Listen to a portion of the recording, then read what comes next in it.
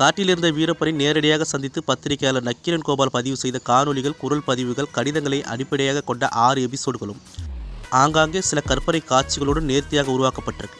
முதல் எபிசோடான first blood தொடங்குகிறது. இந்த எபிசோடை பொறுத்தவரை பெரும் ஆலமரத்தின் விதையின் தொடக்கமான வீரப்பனின் குழந்தை பருவம், வேட்டை அனுபவம், சுடுவதில் அவருக்கு இருந்த ஆர்வம், வனத்தை சார்ந்திருந்த அவர்களின் வாழ்க்கை, வன சட்டம், யானையை கொன்று தந்தத்தை விருப்பது, தாய்ப்பாசம், தாயின் மரணத்திற்கு கூட வர முடியாத நிலை என அடுக்கடுக்கான காட்சிகளுடன் முடிகிறது.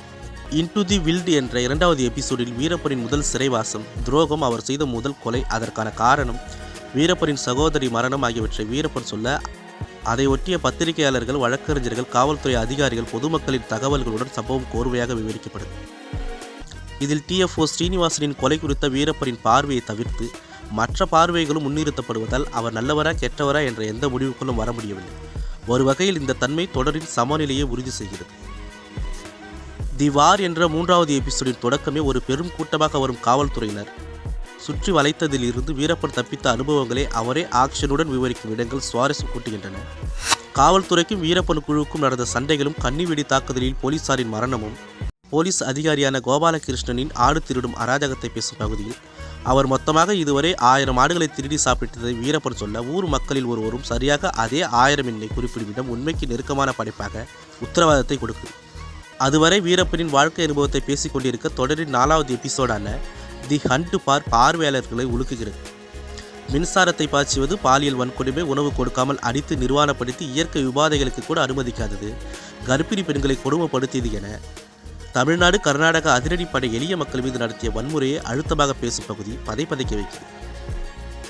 ஒர்க் ஷாப் என்ற பெயரில் அமைக்கப்பட்ட STF கேம்ப் வதை முகாம்களில் நடந்த சித்திரவதைகள், மனித உரிமை மீறல்கள் குறித்து பாதிக்கப்பட்டவர்களை நேரடியாக பேசும் இடங்கள் கலங்கடிக்கின்றன. அதே சமயம் கொடூரத்தை நிகழ்த்திய அதிகாரிகளுக்கு விருதுகளும், பாதிக்கப்பட்டவர்கள் மீதான தடா வழக்கின் சிறை தண்டனையும் பெரும் அத்துமீறல் நிகழ்ந்திருப்பதை வெளிப்படுத்துகிறது. இது தொடர்பான விசாரணைக்காக அமைக்கப்பட்ட சதாசிவம் கமிஷனும், அதன் அறிக்கை வெளிவர நடந்த போராட்டமும் என அரசியல் பதிவாக இந்த எபிசோட் முக்கியத்துவம் பெறுது.